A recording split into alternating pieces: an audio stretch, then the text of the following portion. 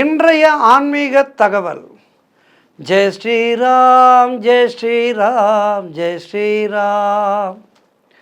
ஜெய் ஹனுமான், ஜெய் ஹனுமான், ஜெய் ஹனுமான்.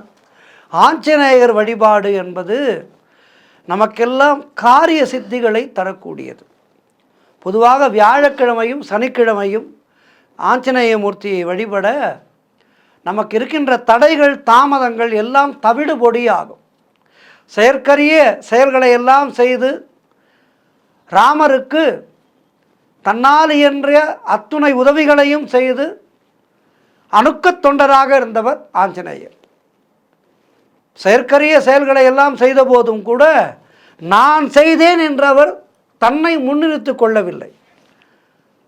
எல்லாமே ராமரால் நடந்தது, ராமருடைய அனுகிரகம் என்று தன்னுடைய வெற்றிகளுக்கெல்லாம் இறைவனையே மூலாதாரமாக ராமனையே காட்டினார். அதனால்தான் இன்றைக்கும் சிரஞ்சீவி பட்டத்தோடு ஆஞ்சநேயர் நமக்கெல்லாம் அருள்பாலிக்கின்றார்.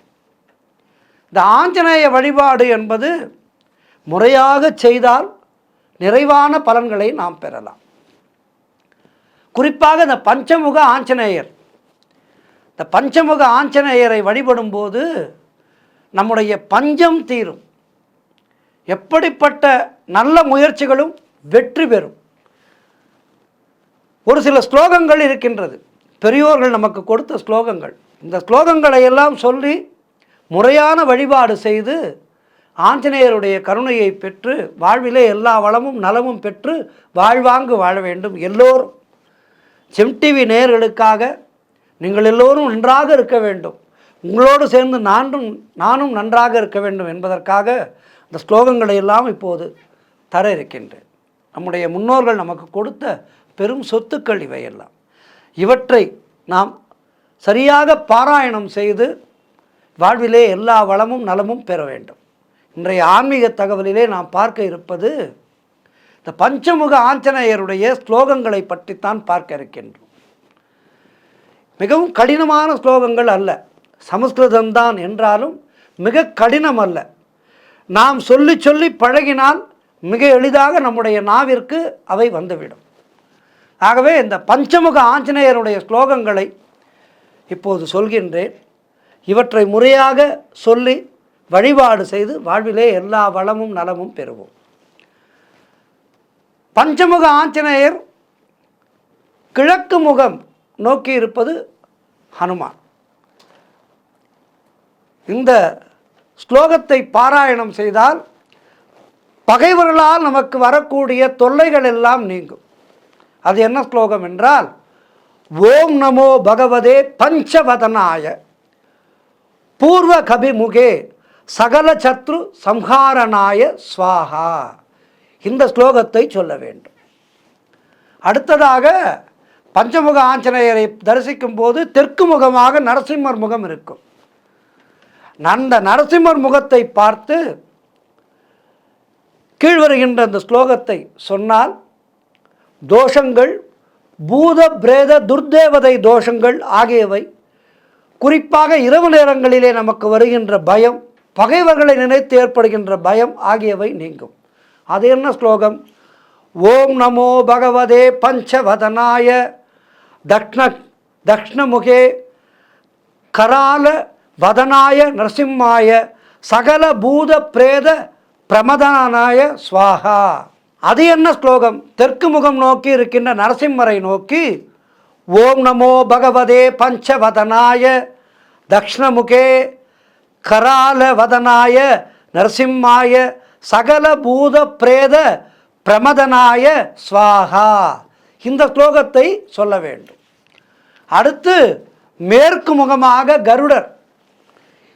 இந்த கருட முகத்தை பார்த்து நாம் இந்த ஸ்லோகத்தை சொன்னால் உடல் உபாதைகள், விஷக்கடி, விஷஜுரங்கள் போன்றவை நீங்கும். குறிப்பாக பலர் சொல்லிக்கொண்டே இருப்பார்கள், உடம்பு ஏதோ செய்து கொண்டே இருக்கின்றது, உடம்பில் எதுவும் இருக்காது, ஆனால் உடல்நலம் பாதித்ததாக தனக்கு தானே கற்பனை செய்து கொள்வார்கள். இப்படிப்பட்ட கற்பனைகள் நீங்கும். அது என்ன ஸ்லோகம் தெரியுமா?